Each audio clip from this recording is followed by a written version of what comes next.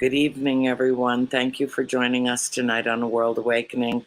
I'm so glad to be back with you. I've been gone for a couple of weeks, and there was a reason for that, and it's called Alaska. And so, if any of you were watching my previous show, Soul School Sojourn, you got to hear all about that trip and all the emotional trials and tribulations that went with it.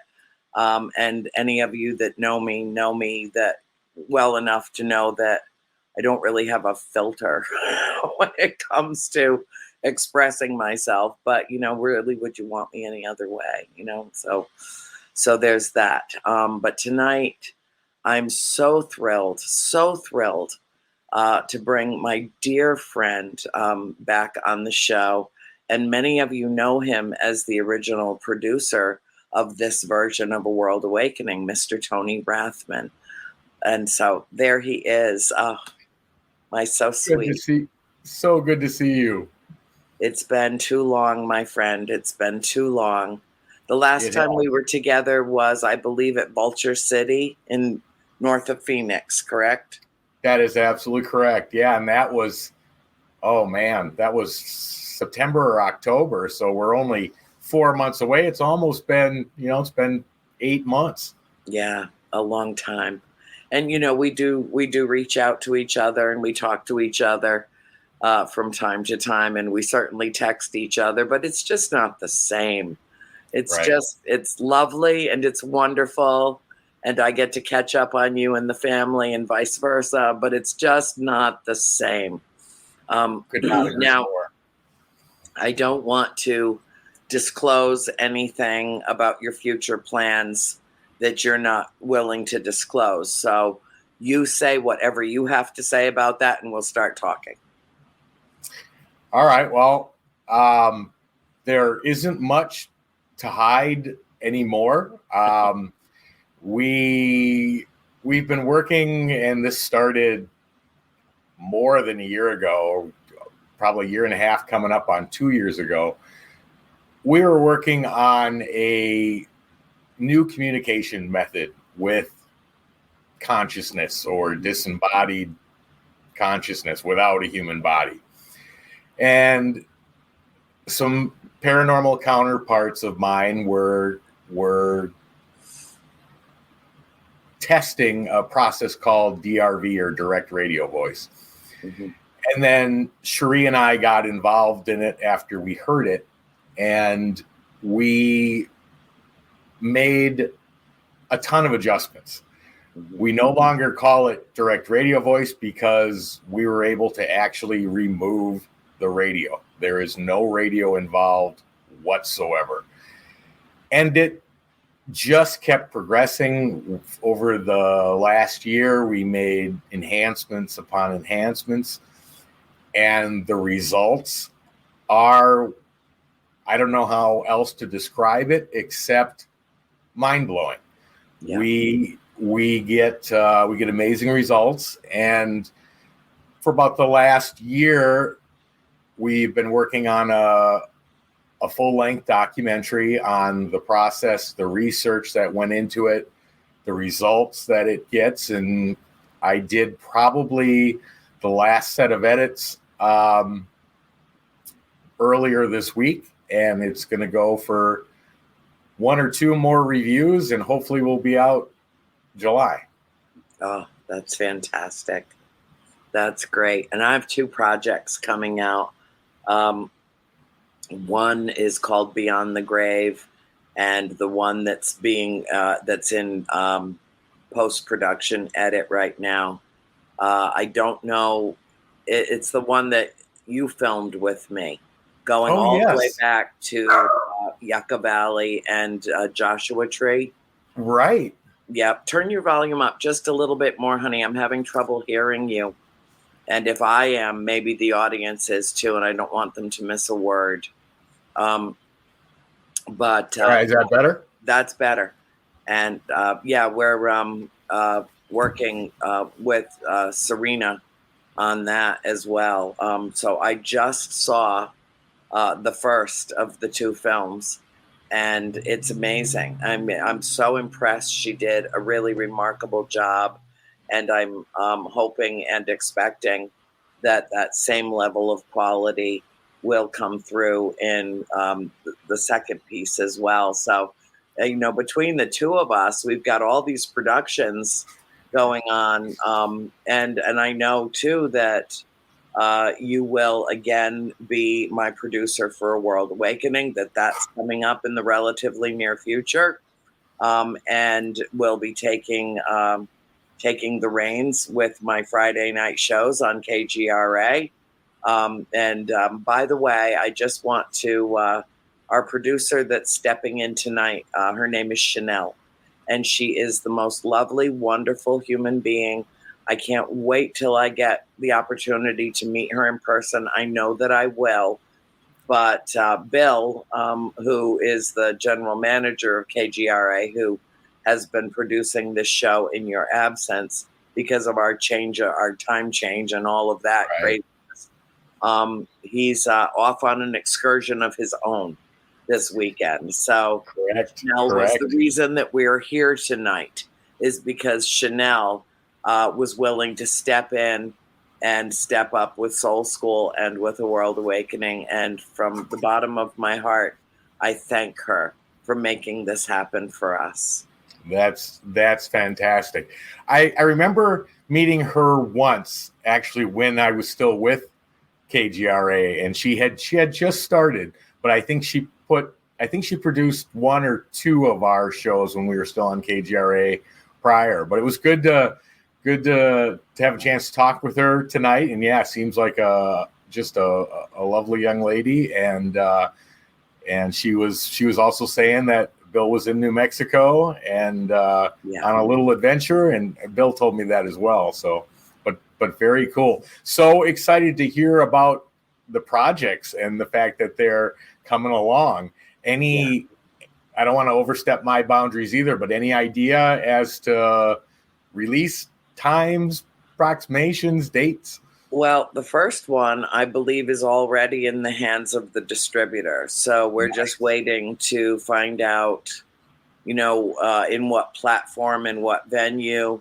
I don't think that the intention was to put this out as a feature film, more as a documentary, and to find the right and proper streaming service for it.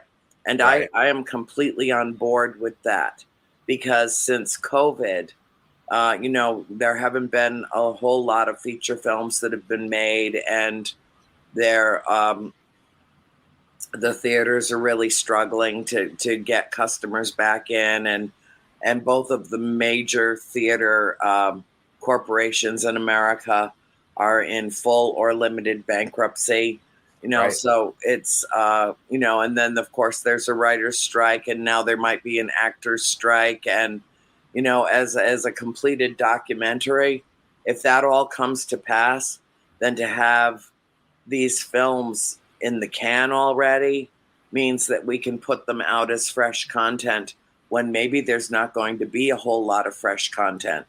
Exactly. And I think you absolutely have the right mindset for it, because it's knowing partially what's involved in those, and knowing the subject matter and the material. I mean, it's something you want as many people to see and experience as possible. Mm-hmm. And the two good things about going to streaming platforms is that they're basically available almost worldwide. Right. Anybody can find it, get a hold of it, view it. The other good part is that when popularity of it hits, and you start getting the big numbers of people that are viewing it, liking it, talking about it, sharing it on social media, that's when the bigger networks start to take notice and go, okay, yeah, I heard about that, and so it opens up doors from a platform that did not exist, just 20 a few years ago. Right. And now it gives the opportunity for almost anybody. It's always good to have the interconnections, but for almost anybody to create something that they passionately feel so strongly about, and be able to put it out and share it with others. And that's what we're doing as well. So that's excellent. Yeah, it has been a really good time for the paranormal community, particularly in that respect. Um, the second film, which was tentatively titled "We Are Not Alone," is that's my real passion. That's my Right. real love of what I'm doing. And just before on Soul School, I was talking about an experience that I had here in the house the other night, where it sounded like something, a cracking, popping noise, like something Between the was trying to ceiling and the break wall? through, and the ceiling, like right at the seam at the crown molding. I was like, "What the hell is that?" And then poof, the brightest, purest crystalline white light that you can imagine. And I don't know, I cannot say for sure if what came into this house, that what came through, whatever, and it sounded kind of synthesized. It sounded like a very heavy static. And you work with sounds and you work on the other side, so that some very strange sounds can come through. But it didn't feel, I know there are spirits in this house. I know that they are here and why they are here. And I don't feel in any way alone in this endeavor that I'm here for. I have one opportunity to get this right, just one, and I'm making sure that I do.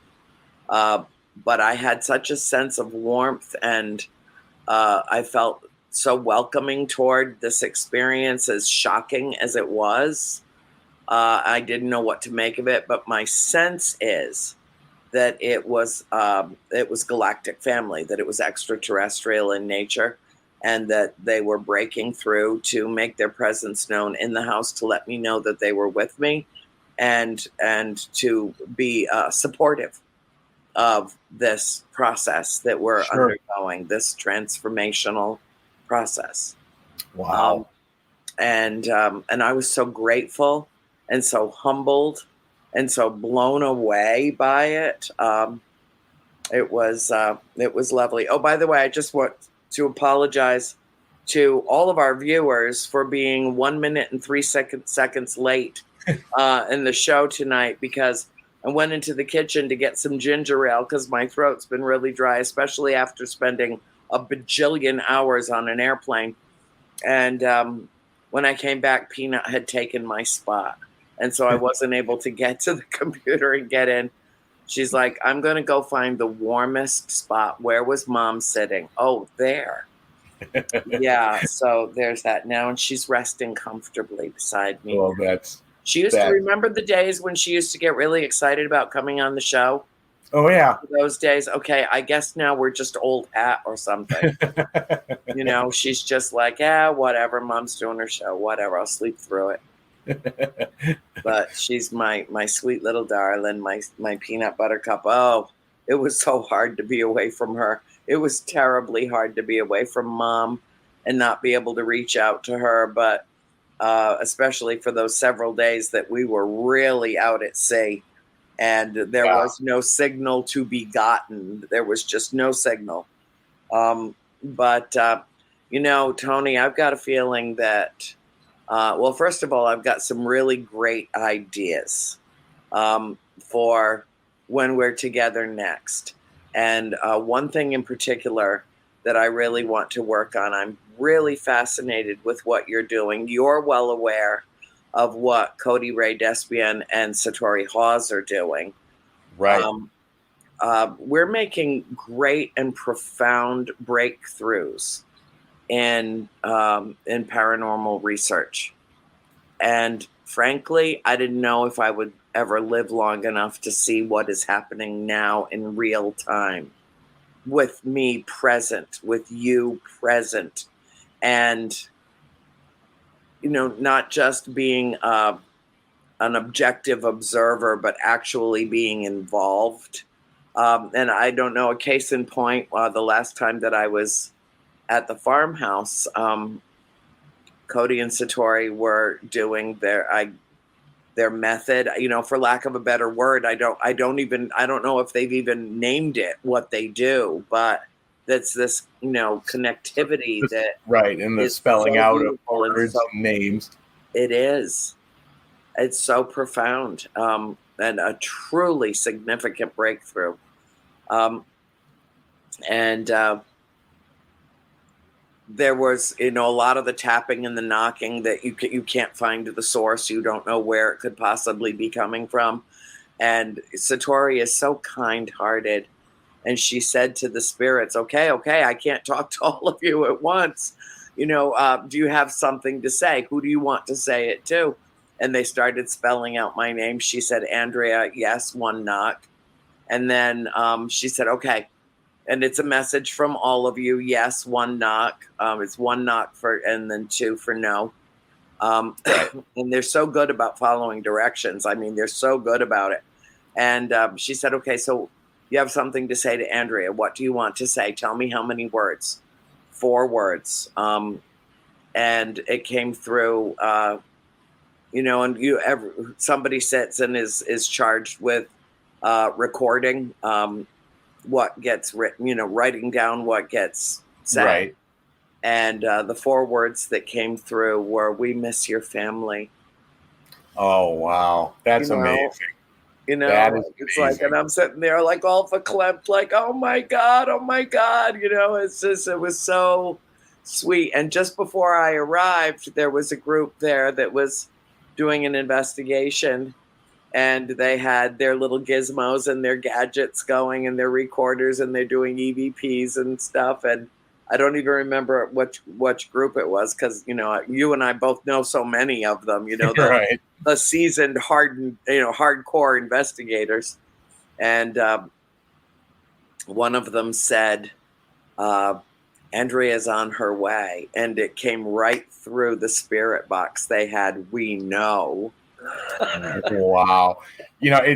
It's amazing to be able to hear direct, intelligent communication when you're literally speaking into open air, but then to have that response come back, and to get the message regardless of what communication method, but to have them say, okay, we've got a message for Andrea, it's 4 words, we miss your family. When you're standing in the house you grew up in, and you can't deny how that makes you feel. No different than when you were explaining about the strange sound coming between the meeting point between the ceiling and the wall. But it was your reaction to it where you said, I felt secure, I felt, humbled, I felt excited. Yeah. They wanted you to feel that, and you did. And I got the warm fuzzies. I did. Right.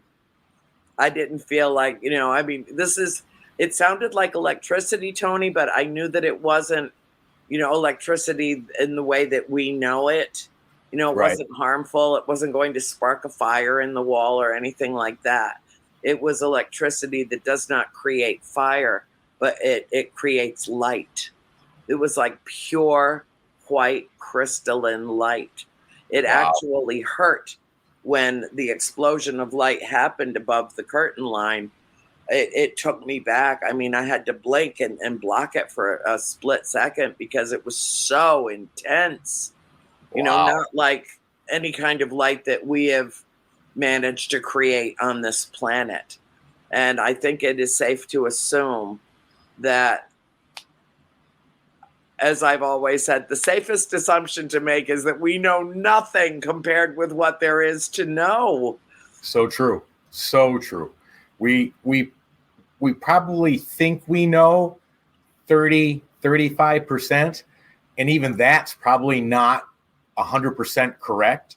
Yeah. But that other 65, 70% of the variables, we don't have a clue. No. We don't, as humans, our mind can't wrap around it, and science can't explain it because science is 3D, this world based. And anything beyond that just isn't in their equation to be able to either study or pick apart or define. Right. And when it goes beyond the human mind to be able to comprehend it because we don't know the variables involved. Yeah, that's why it's paranormal. That's why it's a mystery. That's why it's the unknown. Well, but something that is metaphysical in nature that can manifest as physical in nature, that's what it's that quantum leap between there and here. And Right. when that happens and it comes together is the most fascinating part of the research that's being done. And I'm kind of a science geek, or at least a wannabe scientist. I can't help it. I'm just so I find it so alluring. But I was just reading recently, like in the last couple of months, in Scientific America, I believe, about the science going back to re-examine the human genome. Because remember when they cracked the genome and they said 20% of it is who we are, our hair color, our eyes, our body shape, our this, Right. our that, our blood type, our all of that. And then they discarded the rest as junk DNA because they didn't understand it. Well, Right. guess who's going back to look at that again and possibly even considering like Avi Loeb, and let's consider that this is a possibility. Meanwhile, Harvard's trying to throw him out because they think he's gone off the deep end. Well, you know what? Guess what? Everything that they've just determined by his research so far indicates that there is a vessel that's floating around our solar system, kind of monitoring things like the ultra Chinese spy balloon, only even cooler. And Right. they're going back now, and they're looking at the 80% of our DNA that they discarded as junk science, junk DNA, because they're beginning to think that perhaps with each and every one of us, it is our Akashic record, our personal record of our existence and where we come from and why we are here.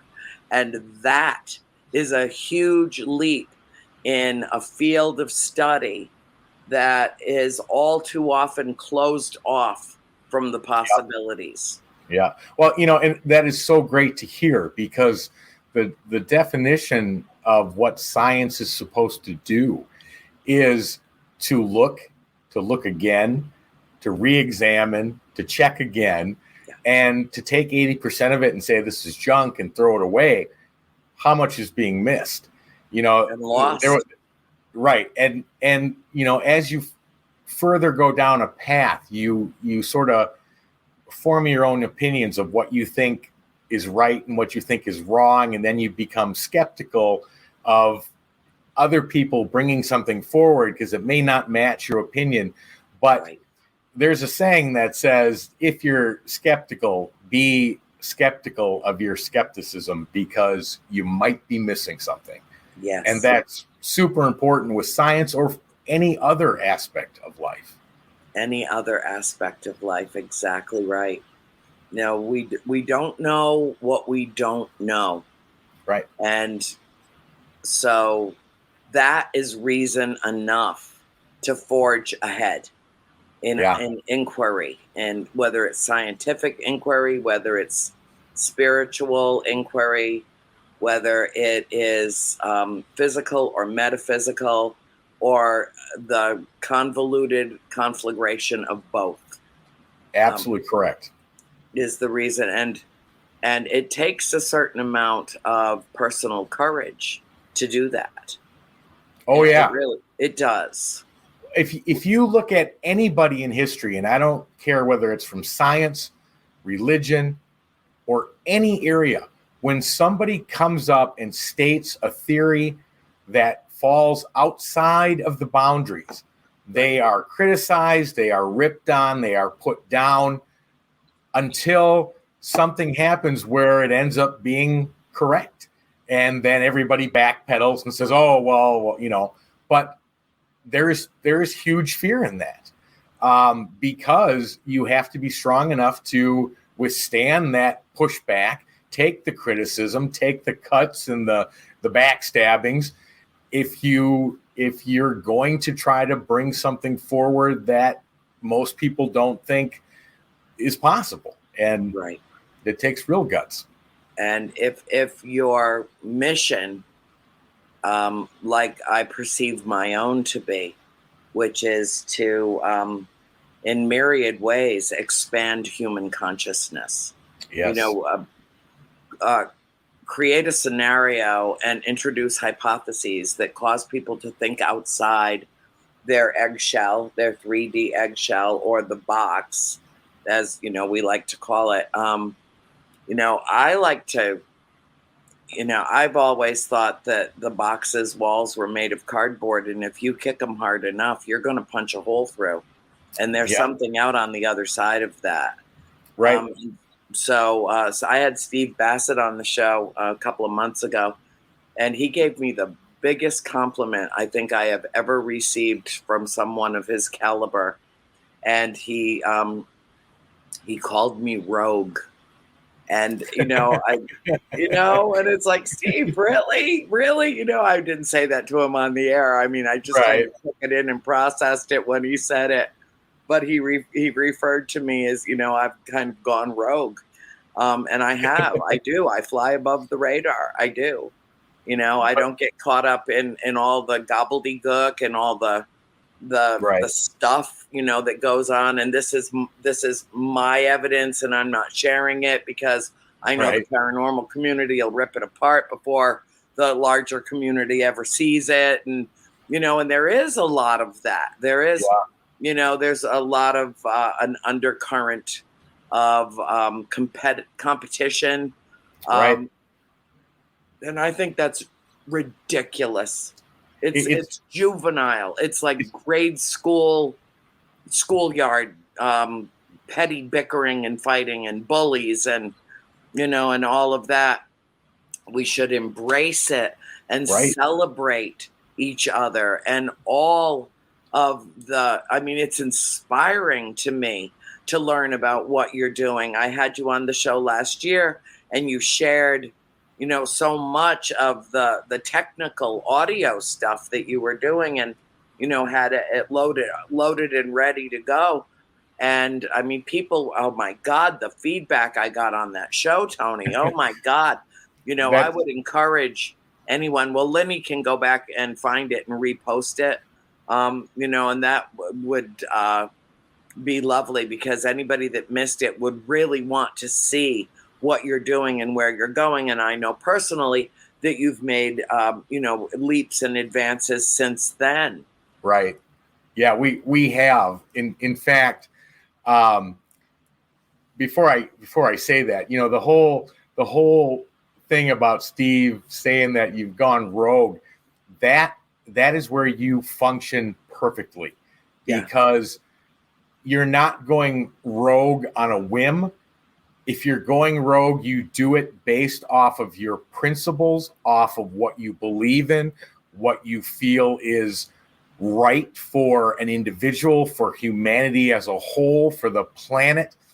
You going rogue is only because the rest of the population is screwing up and they can't see the wrong turns they're making. And so that's the utter compliment for you to have him say that, because it means you're throwing that stone, you're creating those ripples, and hopefully people will listen. But as far as the advancements that we've made, we've been working on this for quite some time. And anybody who did see that show when I was still talking about DRV, what we have achieved with this, we all six of us, the EVPE team, and I say EVPE because that's the show name that we do, Entity Voices Paranormal Evidence. We all flew out to North Carolina because one of our other teammates had a location that he said, you've got to check this out. And normally I don't consider myself sensitive. I don't consider myself aware necessarily, at least from a sight value, if there's a spirit in the room. But we just gotten in there and we're all standing. We hadn't even gone upstairs yet. And I see something in the bend of the stairs where it comes down and then loops and then goes down again. And I'm looking at it, and Chris says to me, "What do you see?" I said, "I think there's a young girl standing by the stairs." He goes, "Right at the corner?" I said, "Yeah." He goes, "Yep, that's Sarah." So, that kind of shocked me a little bit because I'm not used to that. Well, then we were outside, and yes, I was smoking a cigarette. But I saw her look through the window from the inside out at us. And again, Chris goes, "You see that?" I said, "Yeah, she just, stuck her head like to look out the window." He goes, "Yep." Well, we were running Staticom, and it literally said, "And Tony Rathman can see." And I was just like, oh my gosh. So the community, right. I mean, my God, that just sent chills through me. Oh, that's so great. It did to me too. And then, but to have them acknowledge not only what I thought I was seeing, but that they responded saying, "And Tony Rathman can see." And I was like, oh my gosh. And then one of our other teammates just asked a simple question about the house, and she phrased it to the owner and said, "What's your favorite part of this house?" And then you would expect an answer like the dining room or the studio or the library. And this house, they were given 5,000 acres. So this house was in the middle of nowhere. Do you know what answer came through? A male voice said, when she said, "What do you like best about this house?" He said, "No cops. The children can play." And then he said, "The house has safety." And I was like, oh my gosh. And this isn't hard to hear like a spirit box. This is clear. I mean, just like if you were hearing somebody on the phone or even talking to them like we're talking now. And I'm like, it blew me away because not only did it answer the question, but it answered it in a term that I wasn't ever even expecting to hear. But yet it made perfect sense from a timing and intelligence standpoint to the question that was asked. And it's incredible. And this happens over and over and over. Do you sometimes feel like time itself is speeding up and that the discoveries are coming so rapidly that you feel this anxiety to get everything down, to get everything recorded, to make sure that you've got it all, that you don't miss anything, because it's just fast and furious. Right. I know that's what I feel about with the farm now. We're starting to get answers to questions that we had 50 years ago, 55 years ago. And we're getting the answers now through an entirely different methodology that did not exist back then. Yeah. And, when you were talking about Satori and Cody, I mean, their method is absolutely fascinating. They are super good at it. But to think about a combination between like them using their method and us using ours in conjunction, I mean, I can't even imagine what doors would open from that possibility for them being able to get responses via the way that they do, and then be able to hear straight out responses as well. And like I said, there's a big difference between what we're working on and like a spirit box. And over the research, they're not even comparable. They're not. Yeah, they're not on the same page. Plus, we took away a lot of the low hanging fruit that both skeptics, people in academia, and even scientists pull from, because their general response to anything that use a radio is you think you got an answer, you're getting a stray radio wave. That's gone. There is no radio. We can't get radio waves. We can't get satellite wave. We can't get any type of wave. We use strictly broadband white noise, and that is it, which has no data, has no sound files, has no music banks, has nothing, no vocal data at all. So there should be no voices there, but yet there are. They're intelligent and they answer. And responsive. Right. Yeah. And that is amazing. Did you happen to, last year I did an episode of the Ghost Brothers at the farm. Did you happen to see the screenshot? I did. I was touching the entity and I went into that dimension and you could see right through. Your hand was right. Your whole part of that side of your body was like transparent and glowing. And oh yeah, I saw that. That was amazing. And there was a shadow figure that was standing in the corner of the two doors that was kind of peering into the room. Like, is she really doing that? Is she really touching? And yeah, I want to know who that was. I want to know. I need to know who that was. I mean, we were in Vulture City together in Arizona when that episode aired. Right. And like the prior May, I was with the guys at an event in Ohio, and they said, our producers never let us see anything before it airs. They shoot it, and the director puts it together, the editors, and then we don't see it until they air it. Right. And he said, but just before they came to Ohio, they were out in LA, and they said our producer called us into the studio and said, sit down and watch this. And they had not seen it before, anything like that had ever happened before. And they were so completely blown away. And then, so they come to Ohio and they're like, oh my God, Andrea, wait till you see. And I'm like, well, tell me. Well, we can't. What do you mean you can't? You just dragged me out of a meet and greet to tell me how excited you are, but you can't tell me what you're excited about.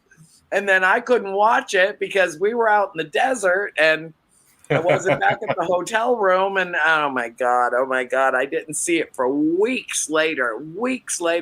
But the funniest thing was that I was up here in Georgia. I don't even remember why, but it was just before Christmas. And Christine was sick and tired of whatever we were watching. And so she starts going through the guide, and up comes that episode of the Ghost Brothers, right? And I'm like, oh, that's the episode where my whole arm and half my body disappeared. And you could see the hutch right through me and the hardware on the door and the wood and the this and the that. Right. I said, do you want to watch it? And she's like, nah. Let's see if we can find what she wanted to watch, the Princess Bride. She wanted to go find the Princess Bride and watch that. I'm like, okay, I'm not going to take that personally at all.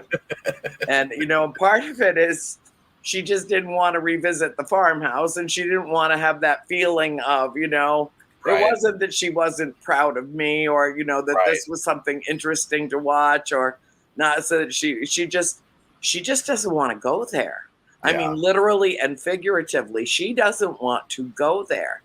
Right. And she's thrilled by, I tell her, I keep her up to date on, the advancements that we're making in the field and the people that are coming in and the work that's being done to the extent that I can hold her interest. But she'd really rather watch, Twister. She loves Twister, the movie. I mean, to the point that we can quote the script, and The Princess Bride. That's her escape. That's her, and we're plunging ourselves into this surreality.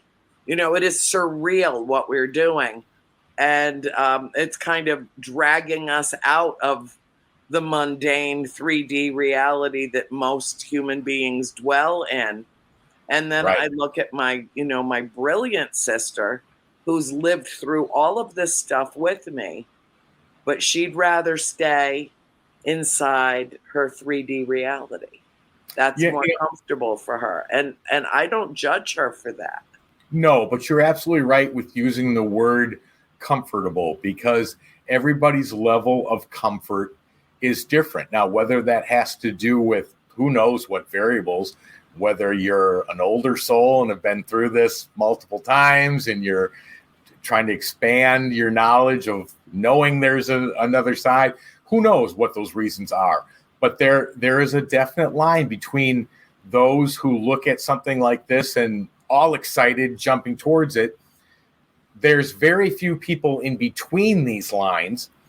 And then there's the ones who it's outside of their comfort zone and they don't want anything to do with it. And that's, like you said, there's not a right side to be on or a wrong side. It's just where they're at and what they want to see and what they want to know. But I just want to make one comment, because I see the comments going through the chat. So anybody who's looking for those clips that I was talking about, if you go to YouTube and just type in Staticom, which is the name of it, you'll go right to the site that is filled with nothing but examples of what Staticom is capable of doing. It says Ron Iacovetti and Tony Rathman, so you won't have any trouble finding it. So, but you're right. That boundary of where people get uncomfortable is the stopping block. And then there's those of us that chase anything and everything we can just to see what else we can learn, understand, or place another piece of that puzzle onto the picture.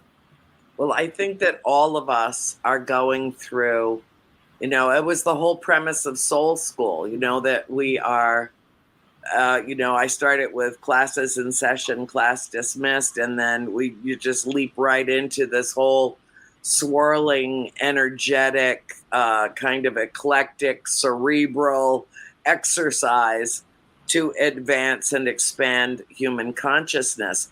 And, even the viewers, whether or not they agree with what's being said, they may be thinking about something a little different way than they ever did before.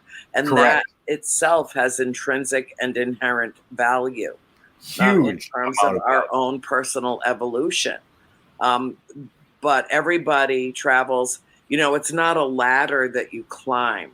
And I don't even think it's like a Venn diagram that you walk, where it stays at horizontal. Like, I'm not ahead of anybody else, nor is anybody else ahead of where I am, because this is about our own interpersonal relationship with ourselves. Exactly. And whatever it was that created us. Right. There are people that think that the extraterrestrial activity that so many of us are perceiving and making contact with is actually us from the future coming back to warn us in the present of what we're doing. And that's as plausible an explanation as anything else when you are dealing with a limitless, expansive universe where we know this of this. Exactly. No, excellent point and well said, but so true. And that whole not understanding gives twice the reason why, like I was saying about that, be skeptical of your own skepticism, because there is more out there we don't know, and hopefully we'll be able to learn and understand. But you've got to keep an open mind. You've got to be able to, if somebody says something or has an idea, you have to be able to think it through. And what did he say or she say that makes sense? What does it fit? And it's the only way to take something that literally is beyond our comprehension, at least now.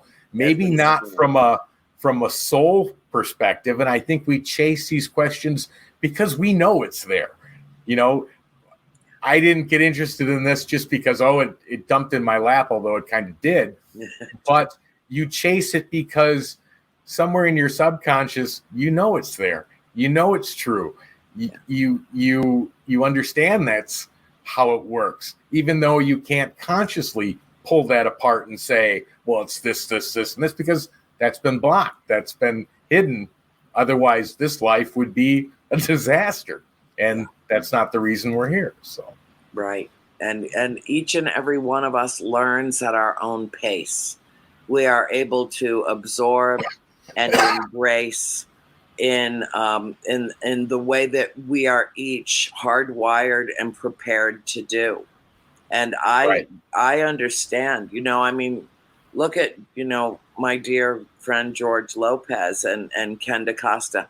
They have, on their show on Dead Air Full Spectrum, I mean, they go so outside the box and so far down the rabbit hole with so many different guests that they bring on that it literally forces you to think differently about subject matter that you thought you had a full grasp of.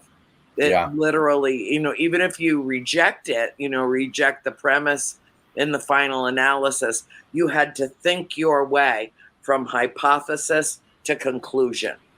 right.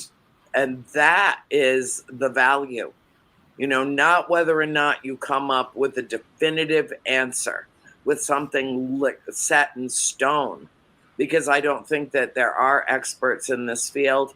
This is still considered pseudoscience, but all existing science that is accepted worldwide now was once considered pseudoscience. And Correct. if there's any question in your mind, ask Galileo. Exactly. There it is. Ask Isaac Newton, ask Einstein, Right. Nikola Tesla, and the list goes on and on and on of, these great minds that forwarded notions that were considered ridiculous in their time and proved out completely and are still proving themselves. Einstein's theory of relativity is still proving itself over and over again with, trips to the moon and trips to Mars. And, Nikola Tesla said, if you want to understand the universe, think in terms of energy, frequency, and vibration. Yes. And he was talking from a scientific perspective. When we decided to remove the radio and use straight broadband white noise, guess what broadband white noise is made up of? Energy, frequency, and vibration. And the results have been just phenomenal. So you're absolutely right. And it's always good to go back and look at, people that did amazing things and had thoughts that broke those boundaries, because there's probably, even if it's not to the T accurate, there's probably enough reality in what they're speaking to be able to open doors with it. And that was a great lead into Tesla's thing, because I was like, oh my gosh, this works. Yeah. Well, I'm going to tell you a little secret. I know the owner of the farm. Yes, I believe you do. Like really well. And I really love her and she really loves me. And that's great. I'm in a position to bring your group with Ken and his group and Cody and Satori. And all we need are some cameras positioned properly. Yeah. And we can make history there. And I know without a doubt. Without a doubt. We can. We can forward the momentum of this field, a quantum leap in our understanding of that portal cleverly disguised as a farmhouse. Exactly. And so many others. I can't believe that our hour is just about up. Oh my gosh, it felt like 10 minutes. I know. You're right. It did, but we will do this again, and we will talk privately. Hang on the line after we go off air, so that we can both thank Chanel for being so gracious and helping us make this wondrous hour happen tonight. Absolutely. And to see you, to see that. I know face. It's been too long. It's been way too long. It has. I love you dearly. I love you as with well. all my heart. And, to all of our viewers on a world. Oh, I just heard another crack. I just heard another spark in the room. I don't see anything, but I heard it. Oh my God! Hell, well, hey, you never know what's going to happen around me. True. But I just want to thank all of our viewers from everywhere around the world tonight. We truly are in the midst of a world awakening and a raising of human consciousness that I don't think that we've ever experienced before. And we're all here with purpose and reason. We're all on a mission. And pretty soon, I've got a feeling we're going to know who we are and where we come from. I love you all. Thank you and good night.